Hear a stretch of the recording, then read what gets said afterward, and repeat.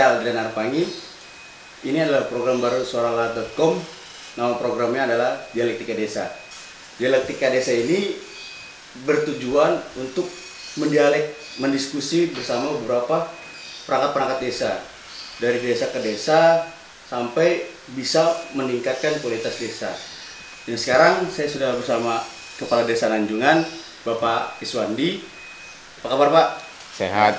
Beliau adalah Kepala Desa Nanjungan dan dia juga menjabat sebagai Ketua Forum Kepala Desa Kecamatan Kikim Selatan. Jadi Pak, hari ini kita mau berdiskusi dan berdialog mengenai seputaran jabatan Bapak sebagai Kepala Desa. Bisa? Ya. Ya. Mungkin Bapak bisa memperkenalkan diri dan sudah berapa lama menjabat Pak? Nama saya Iswandi, Kepala Desa Nanjungan, dan alhamdulillah dipercaya oleh rekan-rekan Kepala Desa di Kecamatan Kikim Selatan. Saya dipercaya menjadi Ketua Forum Kepala Desa di Kecamatan Kikim Selatan. Saya menjabat sudah 5 tahun. Ini baru yang pertama, baru sekali jabat. Sudah 5 tahun Pak ya? Ya, sudah 5 tahun. Oke, saya ada beberapa hal yang ingin kita ulas dan kita ulik dari jabatan Bapak soal ekonomi nih Pak. Boleh, silakan.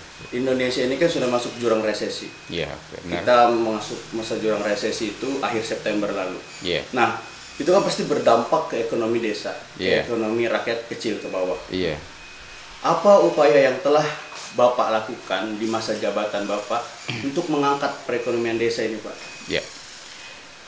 Dulu sebelum saya menjabat kepala desa atau terpilih menjadi kepala desa, saya merantau di daerah Oki dan Lampung.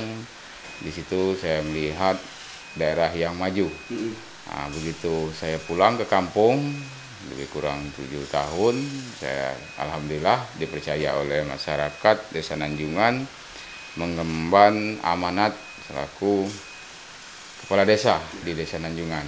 Di sini setelah saya dilantik, saya melihat betapa banyak peluang-peluang dari aset desa yang bisa dimanfaatkan untuk menunjang perekonomian di masyarakat. Namun dari beberapa banyak peluang-peluang tersebut, saya melihat potensi itu ada yang di daerah lain itu mungkin ada yang tidak memiliki itu, tetapi di desa kami, Desa Nanjungan khususnya, itu mempunyai lahan persawahan yang cukup luas, namun belum bisa dimanfaatkan secara efektif dikarenakan terkendala masalah air yang irigasinya itu rusak hingga sawah tersebut tidak bisa digarap oleh masyarakat, yang berdampak ke perekonomian masyarakat sering mengalami itu paceklik. Nah, di akhir tahun sering paceklik karena tidak ada faktor-faktor daripada untuk penghasilan itu yang menunjang kehidupan mereka. Jadi begitu saya lihat peluang itu, saya ajak teman-teman atau rekan-rekan kades dari beberapa desa yang sama dengan Desa Nanjungan memakai daripada irigasi Ulupangi, dam 1 irigasi Ulupangi yang tidak bisa berfungsi karena rusak berat. Nah, di situ kami mencoba untuk mencari solusi bagaimana caranya agar walaupun itu belum dibangun tetapi masyarakat bisa menggarap sawahnya yang terbengkalai. Nah, di situ dari 7 kepala desa, yang 7 desa pemakai air tersebut, kami sepakat untuk bergotong royong membuat irigasi dengan cara manual, tradisional dengan menggunakan bahan seadanya, yaitu bambu, kayu, dan batu, memanfaatkan material yang ada di sekitar irigasi tersebut. Dan alhamdulillah ini saya sudah 5 tahun menjabat, kami seluruh masyarakat khususnya 7 desa itu bisa menggarap sawah tersebut dan masyarakat alhamdulillah sudah bisa menikmati daripada hasil jeripaya secara gotong royong tersebut walaupun dengan secara manual. Berarti gitu. Untuk mengangkatnya ini dari pertanian ini ya Pak? Iya, Nah, saya tadi awali dari Bapak pertanian. menyampaikan bahwa yang paling terpenting itu kan irigasi Pak. Iya. Berarti selama ini irigasi ini tidak berfungsi. Iya, benar. Tidak berfungsi. Pembangunan sudah ada, Pak? Ya, dari 2006 irigasi dam 1, irigasi Ulu Pangi itu sudah dibangun dan sudah menelan dana lumayan besar. Ya. Tetapi belum pernah masyarakat pengguna air itu dapat menikmati secara maksimal. Ya, itu yang setahu kami. Berarti irigasi ini kan faktor terpenting untuk mengangkat pertanian ini ya, Pak? Sangat penting. Kalau alat yang vital ini nggak berfungsi, berarti berpengaruh besar terhadap perekonomian desa. Iya, sudah pasti itu. Berarti yang lebih didahulukan itu pertama irigasi dulu. Irigasi, ya, Pak? irigasi. Irigasi ini dia menyangkut 7 desa itu, Pak. Iya. Jadi satu irigasi ini berdampak ke 7 desa itu. 7 desa itu.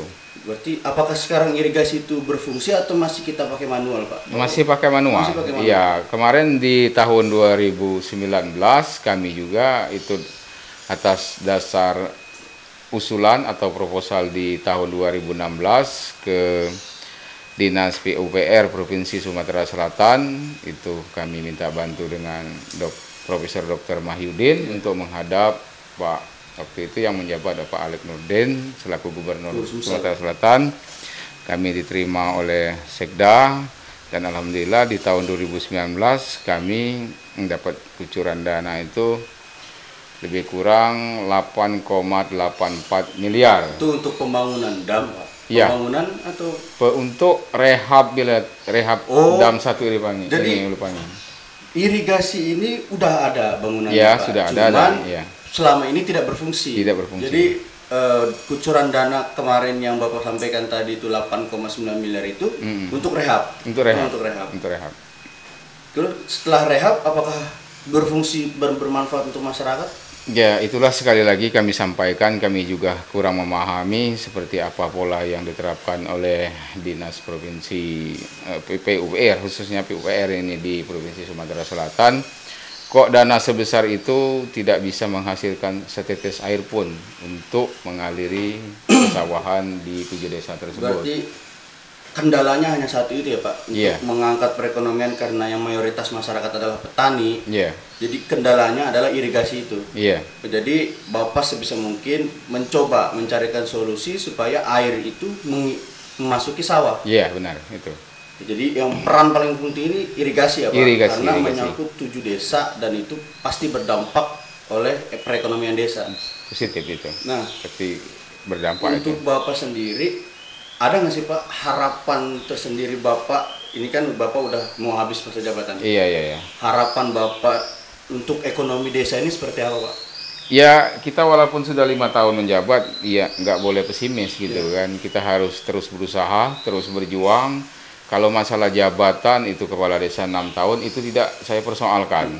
Walaupun seandainya nanti saya tidak menjabat lagi atau tidak dipercaya lagi oleh masyarakat atau mengemban amanat ini mungkin habis waktunya, tetapi saya berharap kepada generasi-generasi berikutnya, walaupun itu seandainya bukan saya, bisa melanjutkan perjuangan ini supaya masyarakat khusus 7 desa marga XPS Pangi ini perekonomiannya bisa mengangkat dan menjadikan marga ini menjadi lumbung pangan di Kikem Selatan ini yang tentunya dambaan seluruh masyarakat bisa mensejahterakan dan memakmurkan seluruh masyarakat yang ada di 7 desa ini. Oke. Berarti kalau soal perekonomian lebih ke arah Ke pertanian. kesejahteraan petani ya, Pak? Iya. Nah, kita menelisik ke arah pendidikan, Pak. Iya. Peran dan fungsi kepala desa untuk meningkatkan kualitas pendidikan itu sebenarnya sejauh mana, Pak?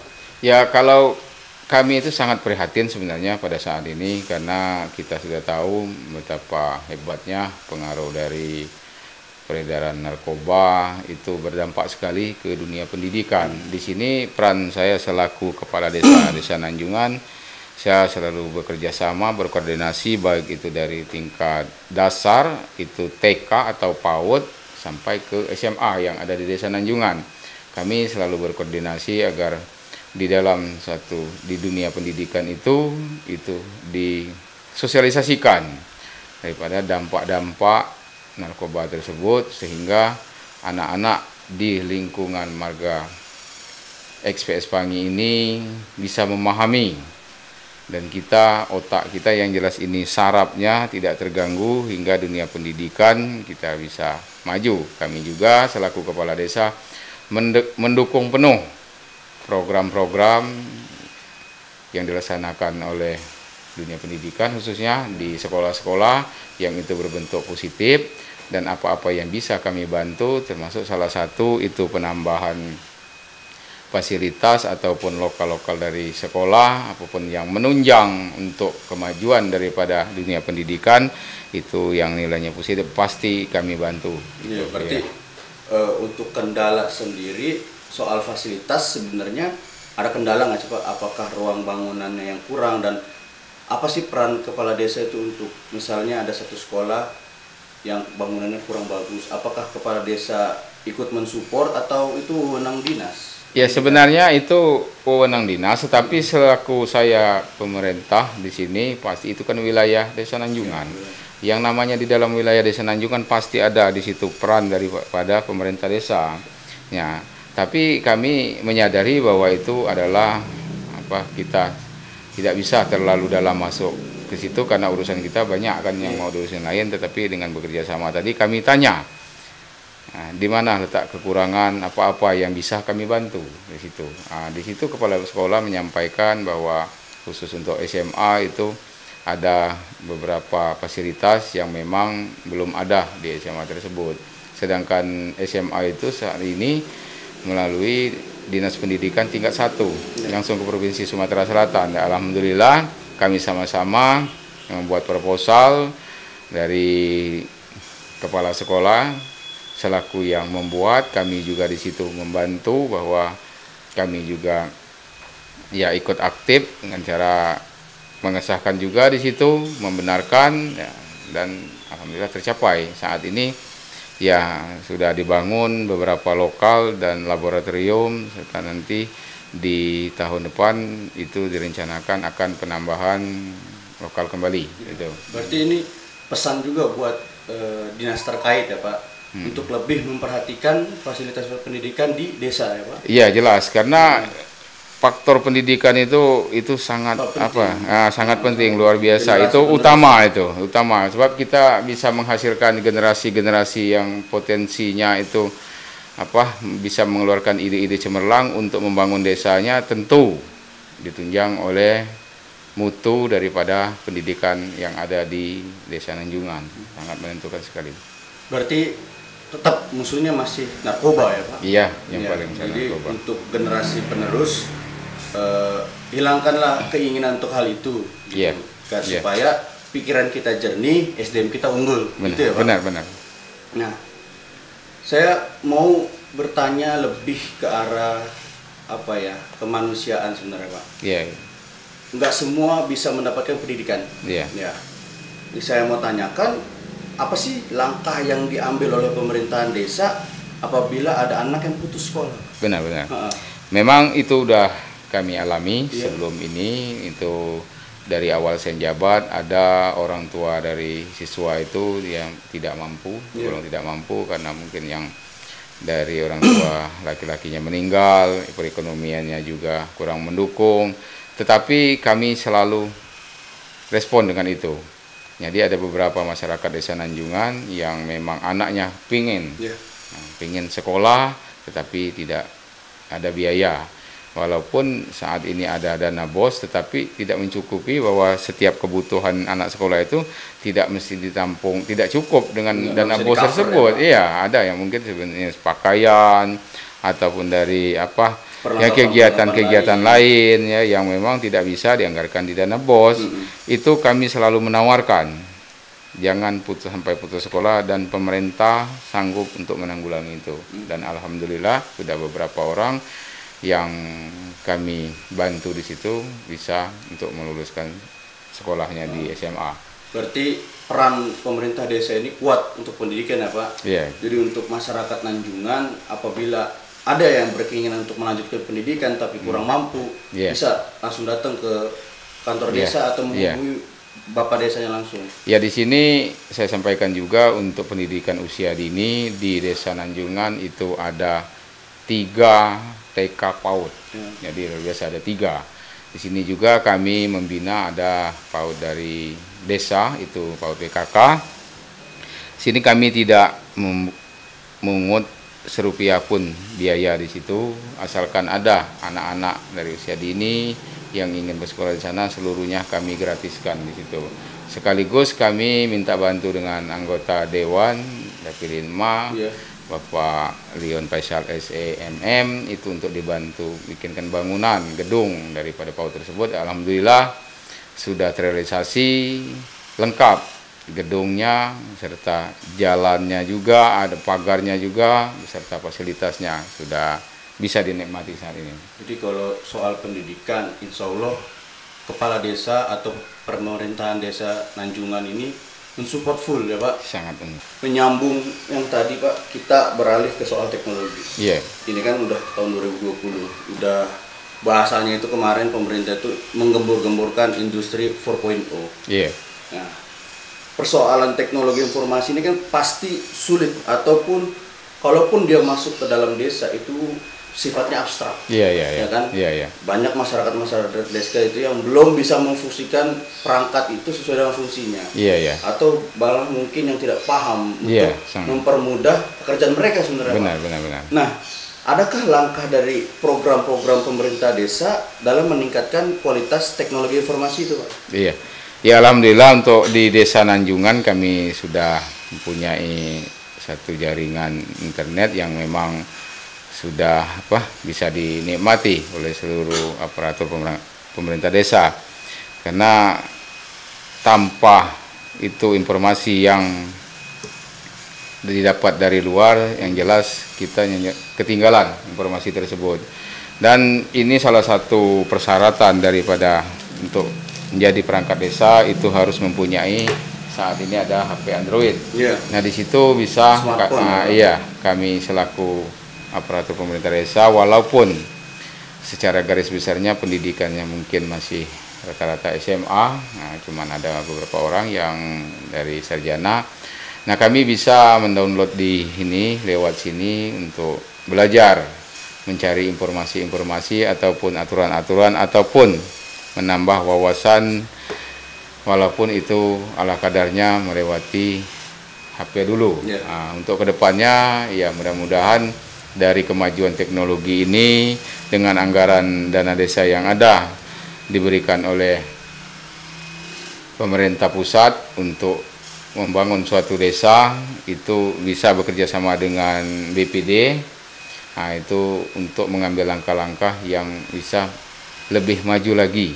Jangan sekedar ini, mungkin nanti ada yang nama bentuknya, yang jelas kami selaku pemerintah desa selalu ingin belajar dan mencari teknologi apa yang saat ini yang tepat, yang bisa dimanfaatkan di kantor desa Nanjungan. Jadi perlahan ya Pak ya? Iya, perlahan mendigitalisasi. Iya. Karena sekuat apapun kita menutup itu, zaman pasti akan berubah. Pasti, jadi masyarakat petani yang sering berkebun itu sebisa mungkin dia menutup itu susah juga. Iya, benar. Pasti akan masuk. Teknologi informasi tidak bisa ditutup-tutup lagi itu. Sekarang ini harus memang lebih transparan dan lebih memang lebih masyarakat itu lebih jelas lagi kita menyampaikan ke mereka. Untuk membantu pekerjaan mereka, untuk apapun itu, ataupun memposting segala macam.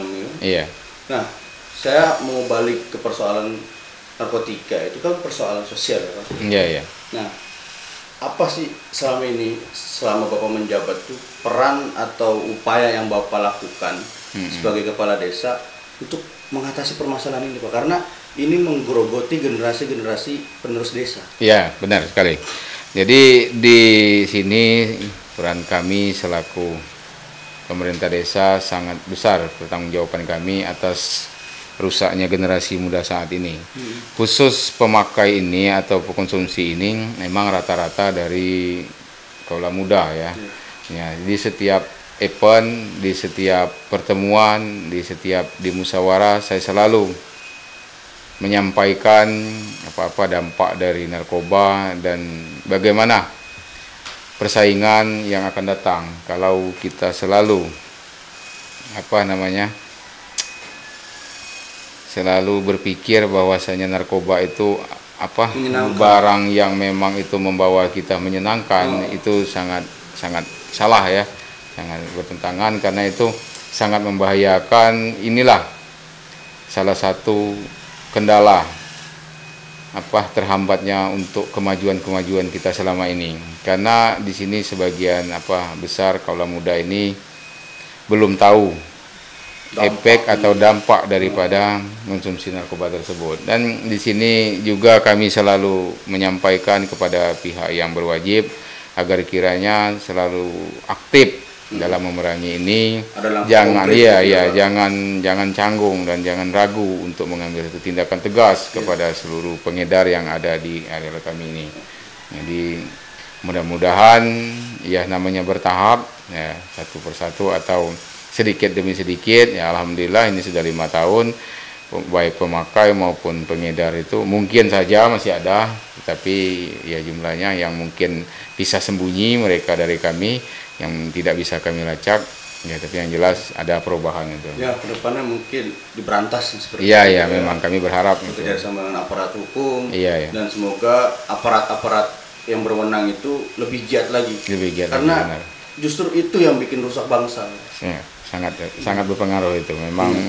Itu kan ngaruh juga kesehatan kan. Benar. Jadi masyarakat desa ini kan yang seharusnya alami itu menjadi candu kimia. Iya. Ya kan, jadi rusak badannya seperti itu, Pak. Iya, benar. Sekarang kita beralih ke persoalan yang sekarang, Pak. Iya. Seorang pandemi. Nah, mungkin di desa masih jauh dari persoalan protokol-protokol itu, Pak. Ya kan? Iya. Nah, yang saya mau tanyakan, apa sih langkah pemerintah desa itu untuk mensiasati COVID-19 itu, Pak? Karena di beberapa tempat-tempat lain zona hitam, zona merah, zona hijau itu mungkinkah sekedar simbol atau bagaimana? Menurut Bapak, masyarakat sini bisa nggak dibina untuk persoalan COVID-19? Iya, benar. Jadi baik itu dari pemerintah kabupaten sampai kecamatan, dinas-dinas yang terkait, khusus dinas kesehatan itu sangat aktif mensosialisasikan itu ke pemerintah desa dan untuk disampaikan ke masyarakat desa. Nah, di sini kami selaku pemerintah desa memang dari dana desa juga memang ada khusus untuk dianggarkan ke sana ya. Ada anggaran tersendiri ya, Pak? Iya, anggaran tersendiri di situ untuk kita pencegahan. Alhamdulillah saat ini minta jangan sampai ke depan Desa Nanjungan itu masih zona hijau, jadi alhamdulillah ini kita nggak pakai masker karena kebenaran di Nanjungan ini masih zona hijau ya, jadi belum ada yang terkontaminasi itu, belum ada yang terkena virus itu. Tetapi kami juga selalu mensosialisasikan ini baik itu dalam pertemuan-pertemuan ataupun event-event ataupun dari hajatan-hajatan bahwa kita memang harus mengutamakan kesehatan dan protokol kesehatan dari pemerintah harus memang kita jalankan. Apalagi kita ada misalnya contoh tamu dari luar ataupun kita pergi keluar, memang protokol kesehatan harus kita patuhi dan kita laksanakan. Semoga harapannya segera hilang ya, Pak. Iya, supaya memang harapannya aktivitas seperti semula. Iya. Dan keadaan ekonomi kembali lagi. Kembali pulih kembali. Oke, itu segelintir atau pendapat-pendapat dari apa yang telah dijalankan oleh Kepala Desa Nanjungan. Iya. Nah, sekarang saya punya pertanyaan terakhir, Pak. Untuk menyimpulkan hal-hal tadi, yang pertama soal ekonomi, yang paling penting itu irigasi. Jadi irigasi ini dibangunlah bagus-bagus agar kesejahteraan masyarakat khususnya petani ini bisa swasembada pangan, jadi lumbung pangan. Dan juga kedua persoalan pendidikan di situ Desa Nanjungan, pemerintahan Desa Nanjungan tuh mensupport full, mendukung sepenuhnya untuk pendidikan karena itu yang meningkatkan kualitas SDM. Benar sekali. Dan kemudian persoalan narkotika itu kita harus berantas. Mau yang besar mau yang kecil karena dialah yang menggerogoti generasi-generasi penerus itu, Pak. Iya, benar. Nah, terakhir ini kan Desa Nanjungan ini kan ibu kota marga, ibu kota marga Wespangi kan? Iya, Nah, yang saya mau tanyakan, apa sih harapan Bapak untuk desa-desa itu, Pak? Ada beberapa desa, Pak, 7 ya, Pak? Kalau pada awalnya di zaman Pesira itu ada 7 desa. Nah, sekarang ini ada pemekaran, nambah 2 desa lagi, jadi 9 desa. 9 desa. Ya, harapan saya selaku kepala desa dan sekaligus ketua Forum Kecamatan Gikim Selatan, kami ini kompak dan sepakat untuk menjadikan marga XPS Pangi ini itu sudah 9 desa menjadi kecamatan baru. Nah, Pemekaran. Iya, pemekaran daripada kecamatan yang baru lagi. Jangan sekedar Pagarjati yang jadi ibu kota Kecamatan Gikim Selatan, tapi kita pemekaran menjadi kecamatan yang baru. Itu harapan kedepannya.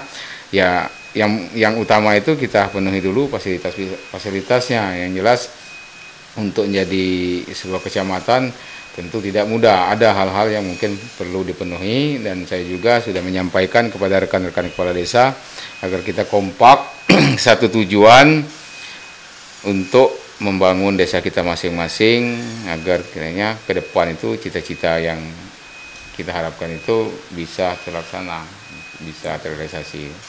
Nah, itulah harapan untuk desa-desa di marga-marga itu, marga PS Pangi, untuk menjadi kecamatan baru. Insya Allah ke depannya. Karena besar ya, Pak, itu udah besar, jadi 9 desa. 9 desa ya. Oke, terima kasih Bapak Iswandi. Sama-sama. Semoga lancar menjalankan tugas dan semoga bisa mengemban dengan baik amanah masyarakat. Dan untuk ke depan kita akan ketemu lagi bersama kepala desa ataupun perangkat-perangkat desa lainnya.